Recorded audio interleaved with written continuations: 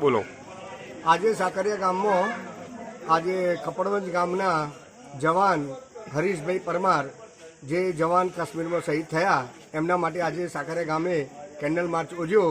હું પોતે માજી સરપંચ છું અને પોતે અમારું આખું ગામ હાજર છે અને એમના માટે અમે શ્રદ્ધાંજલિ આપીએ છીએ. ભારત માતા કી જય હિન્દ.